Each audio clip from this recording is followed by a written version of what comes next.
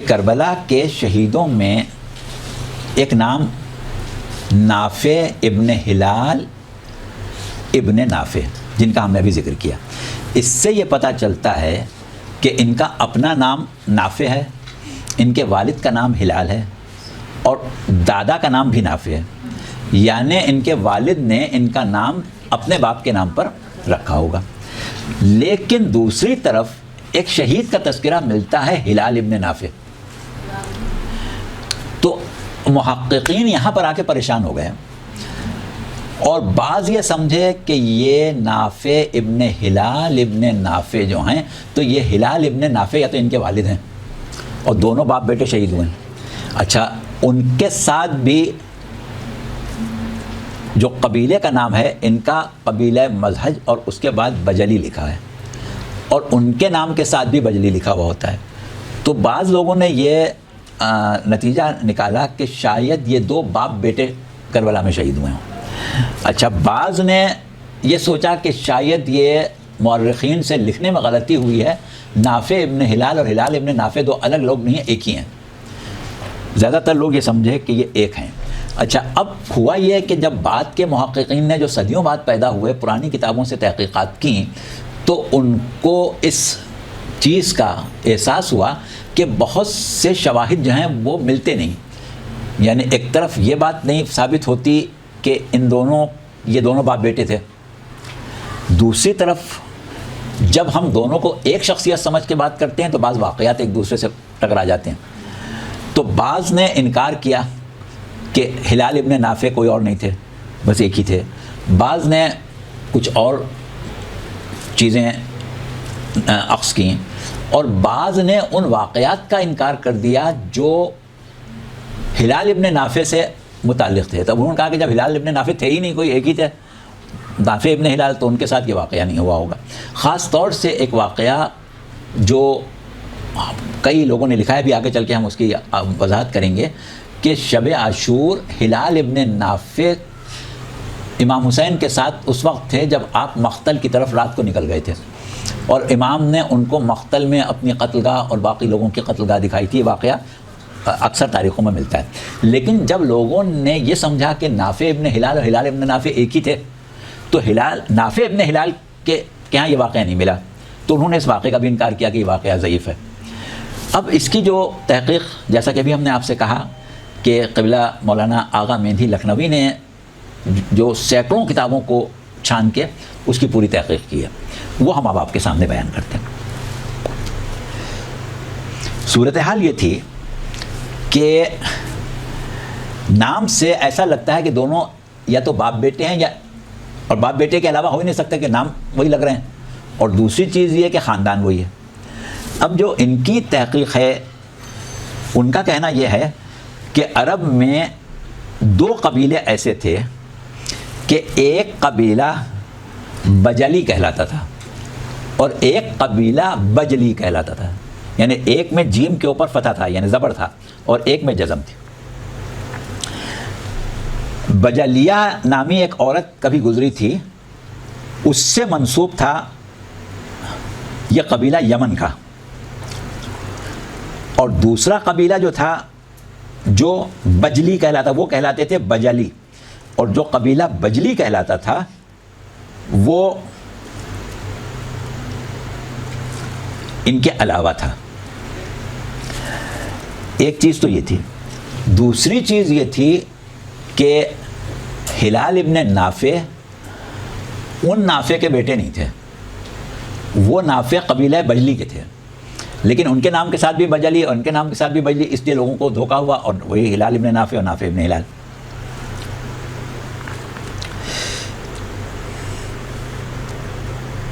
اب نافع ابن ہلال جو تھے ان کا پورا نام آپ نے سنا تھا، نافع ابن ہلال ابن نافع ابن جمل ابن سعد المزہجی.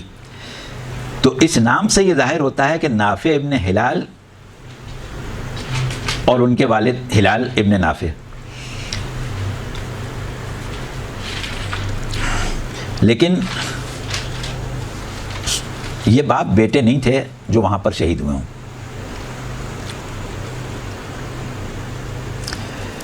اب یہ تذبذب جب دور ہو گیا تو بہت واضح تمام چیزیں سامنے آ گئیں کہ بات یہ ہے کہ ایک قابل قدر شہید ہلال ابن نافع وہ ہیں جو ان نافع کے فرزند نہیں ہیں اور ان کا سلسلہ نسب مختلف ہے. وہ مختلف ہم نے آپ کو بتایا کہ وہ بجلی ہیں، یہ بجلی ہیں. ابو مخنف نے لوط ابن یحییٰ، ان کا نام تھا ابو مخنف کا، ان کا الگ ذکر کیا ہے. علامہ مجلسی نے، سپہر کاشانی نے اور فاضل دہدشتی نے، یہ وہ تمام لوگ ہیں جنہوں نے کربلا کے واقعات لکھے ہیں، بھی شہدائے کربلا کی فہرست میں نافع ابن ہلال کا ذکر الگ اور ہلال ابن نافع کا الگ کیا ہے. اس طرح یہ اشتباہ کہ یہ دونوں ایک ہی فرد ہیں یا باپ بیٹے ہیں دور ہو جاتا ہے. اس کے لیے ہمیں دیکھنا پڑتی ہے سپہر کاشانی کی کتاب اور فاضل دہدشتی کی. اچھا، ابو مخنف نے جو تذکرہ جناب نافع کا کیا ہے، طاہر سماوی صاحب نے کیا ہے، نقن صاحب نے کیا ہے اور دوسرے لوگوں نے کیا ہے، انہوں نے نافع ابن ہلال کا تذکرہ امیر المومنین کے اصحاب میں کیا ہے.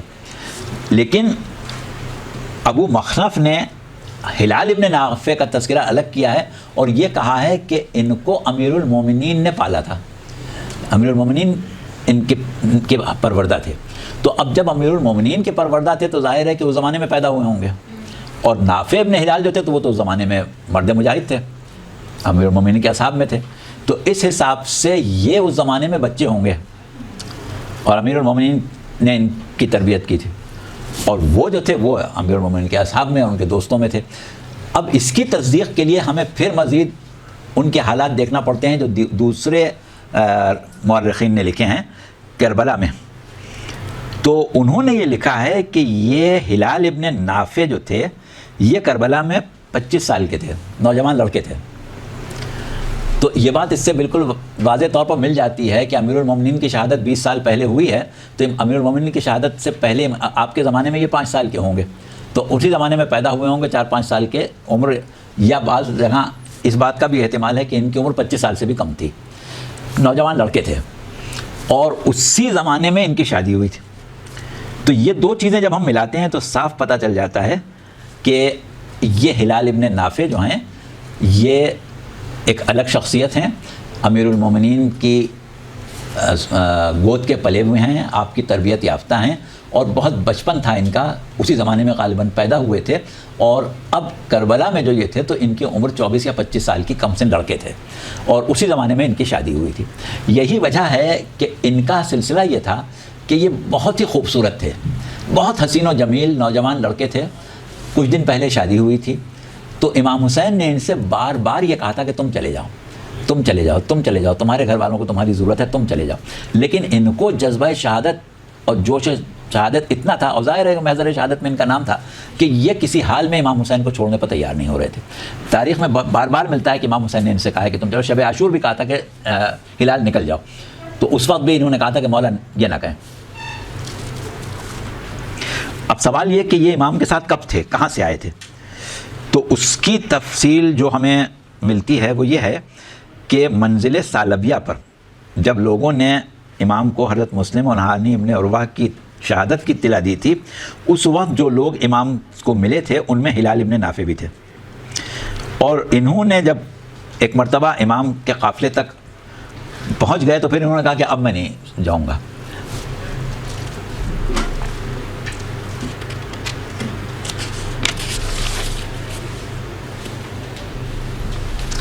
شب عاشور اور کربلا میں جب سے پہنچے تھے یہ امام حسین کے قریب رہتے تھے، دور نہیں جاتے تھے.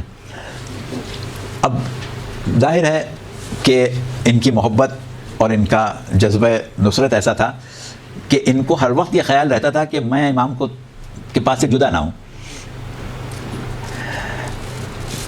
شب عاشور بعض لوگوں نے لکھا ہے کہ 8ویں اور 9ویں محرم کی درمیانی شب، یعنی شب تاسوعہ 9ویں محرم کی رات تھی.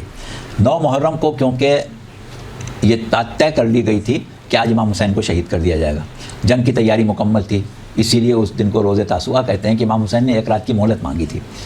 تو وہ ایک رات کی مہلت جو تھی وہ شب عاشور تھی. تو اس اعتبار سے کربلا میں روز تاسوعہ اور روز عاشورہ میں نرغے اور مصیبت کے اعتبار سے کوئی زیادہ فرق نہیں تھا. اور بعض نے یہ لکھا ہے کہ یہ رات شب تاسوعہ تھی، یعنی 8ویں اور 9ویں محرم کی شب تھی، لیکن بیشتر نے یہ لکھا ہے کہ نہیں، یہ 9ویں اور 10ویں محرم کی شب تھی، شب عاشور تھی. تو امام اور اصحاب امام ساری رات عبادت میں مصروف رہے تھے، کہہ کہ آپ نے یہ رات کی مہلت مانگی تھی کہ ہم عبادت کرنا ہے. اس وقت ایک مرتبہ یہ مستقل امام کی طرف دیکھتے رہتے تھے کہ امام کہاں ہیں، کیا کر رہے ہیں. اس وقت ایک مرتبہ انہوں نے دیکھا کہ امام خیمے سے نکلے اور رات کی تاریکی میں مختل کی طرف بڑھنے لگے. اب جب انہوں نے امام کو مختل کی طرف اکیلے جاتے دیکھا تو یہ امام کے پیچھے پیچھے چلنے لگے کہ امام اکیلے جا رہے ہیں. ان کے پیروں کی آہٹ سن کے امام نے مڑ کے دیکھا تو ہلال آ رہے ہیں.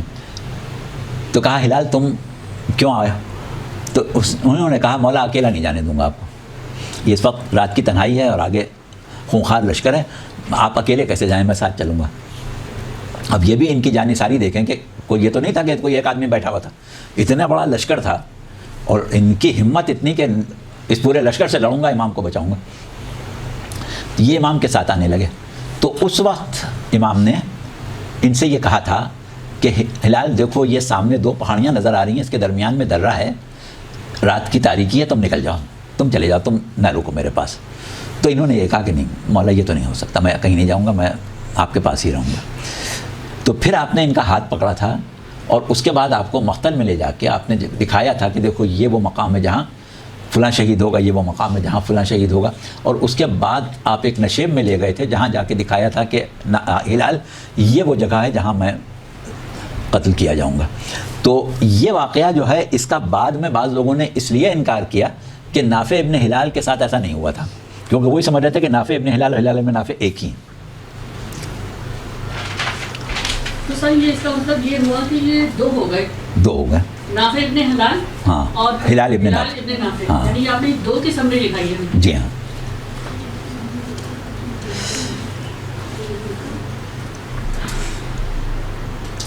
اب ایسا شخص کہ جو اتنا امام کا جانثار ہو اور بار بار کہنے پر بھی وہ واپس جانے پر تیار نہ ہوا ہو، اور پھر ظاہر ہے کہ امام بار بار جو ان سے کہتے تھے چلے جاؤ چلے جاؤ، وہ یہی دیکھ کے کہتے تھے کہ ایک کم سن نوجوان خوبصورت لڑکا ہے اور ابھی اس کی شادی ہوئی. تو امام نے ان کو 20 سوار دیے تھے اور لشکر کے بائیں جانب ان سے کہا تھا کہ تم یہاں سے میرا تحفظ کرنا. اب ایک شخص بڑا مشہور ہے جس کا آپ لوگوں نے نام سنا ہے، ملا حسین کاشفی. ان کی بڑی مشہور کتاب ہے روضۃ الشہداء، جو کہ ایران میں بہت زیادہ مقبول ہوئی اور ہمیشہ مجلسوں میں واقعات کربلا روضۃ الشہداء سے ہی پڑھے جاتے ہیں، جس کی وجہ سے ایران میں مجلس اعضاء کو عموماً روضہ خوانی کہا جاتا ہے کہ روضہ پڑھ کے سنایا جاتا ہے. اور اس روضۃ الشہداء کا اردو ترجمہ ہندوستان میں فیضی نے کیا تھا، جو اکبر کے زمانے کے نورتنوں میں سے تھے، اور ان کو امام حسین نے بشارت کی تھی کہ تم اس کا ترجمہ کرو. یہ انہوں نے اس کا ترجمہ کیا تھا جو دہ مجلس کے نام سے تھا. اور آج بھی اردو ادب کی کتابیں اگر آپ دکھائیں، مذہب کی ضرورت نہیں ہے، اردو ادب کی کتابوں میں دیکھیں کہ اردو زبان میں پہلی نثر کب لکھی گئی تو فیضی کی دہ مجلس کا ذکر ملتا ہے. ویسے آقا شہید مرتضیٰ مطہری نے تو ملا حسین کاشفی کو بہت زیادہ وہ غیر مستند انسان قرار دیا ہے، لیکن بہرحال ہم یہ نہیں سمجھتے کہ ایسا ہے. تو انہوں نے یہ کہا ہے کہ مسلم ابن اوسجہ کے بعد کربلا میں جو شخص شہید ہوا ہے وہ ہلال ابن نافع ہیں، لیکن طاہر سماوی صاحب کے مطابق دوسرا شخص جو شہید ہوا ہے وہ عبداللہ ابن عمیر ہیں. تو ہو سکتا ہے کہ یہ دونوں آگے پیچھے شہید ہوئے ہوں.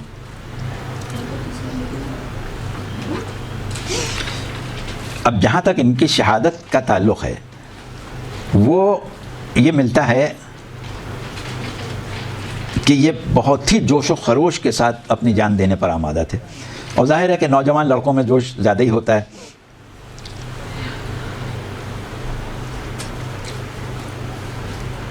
انہوں نے یہ کیا کہ مکمل طور سے مسلح ہوئے، سر پر خود رکھا اور ढाल लटकाई पीठ में اور ایک ترکش لیا. ترکش جانتے ہیں آپ لوگ؟ ترکش اس تھیلے کو کہتے ہیں جس میں تیر رکھے جاتے ہیں. تو ان کے ترکش میں 80 تیر تھے. 80 تیر انہوں نے ترکش میں رکھے, سر پر خود رکھا اور ہاتھ میں تلوار لی, اور اس کے بعد انہوں نے تیروں سے لشکر پر حملہ کیا. 80 تیر تھے ان کے پاس جو انہوں نے وہاں استعمال کیا, اور اس کے بعد یہ تلوار لے کے دوڑے, اور بہت ہی گھمسان کی جنگ انہوں نے کی. اور جب یہ جنگ کر رہے تھے تو وہی چاروں طرف سے انہیں گھیر لیا گیا تھا. اب آپ سوچیں کہ کیا عالم ہوگا کہ اس گھمسان کی جنگ میں یہ ایک نوجوان لڑکا جو حسین و جمیل ہونے میں اپنا جواب نہیں رکھتا تھا, اور بعض لوگوں نے ایک عجیب جملہ ان کے بارے میں لکھا ہے کہ نام تو ہلال تھا لیکن 14ویں کا چاند لگتے تھے. اور ہم یہ سمجھتے ہیں کہ 14ویں کا چاند تو بہرحال اپنی جگہ ایک مثال ہے, لیکن جو ان کے دل میں ایمان اور یقین اور ولایت اہل بیت کا نور تھا وہ چاند کے نور سے بھی کہیں زیادہ روشن تھا. اور سینکڑوں لوگوں سے یہ لڑتے رہے, یہاں تک کہ جب ان کے اوپر ہر طرف سے حملہ ہوا تو ان کو گھیر کے ان کا سر قلم کیا گیا, اور اس طرح کربلا میں یہ اسی طرح شہید ہوئے جیسے دیگر امام کے جانثار شہید ہوئے تھے. لیکن ہر ایک کی اپنی ایک پہچان, اپنی ایک شناخت اور اپنا ایک کچھ مخصوص فضیلتیں تھیں, جس میں یہ ہلال ابن نافع جو ہیں ان کا ایک اپنا کمال ہے کہ ایک تو ان کا جذبہ اور جوش شہادت, اور دوسری طرف ان کی کمسنی, اور نئی شادی ہوئی تھی, بار بار امام ان سے کہہ رہے تھے لیکن یہ راضی نہیں ہوئے تھے, اور اس طریقے سے یہ کربلا میں شہید ہوئے. تو یہ ہم نے آج آپ کو نافع ابن ہلال ابن نافع کو بھی الگ کر کے بیان کر دیا, اور عابس ابن ابی شبیب شاکری کا تذکرہ ہو گیا. اب انشاءاللہ اگلی نشستوں میں اللہ نے چاہا زندگی رہی تو ہم مزید شہداء کا تذکرہ آپ کے سامنے کریں گے.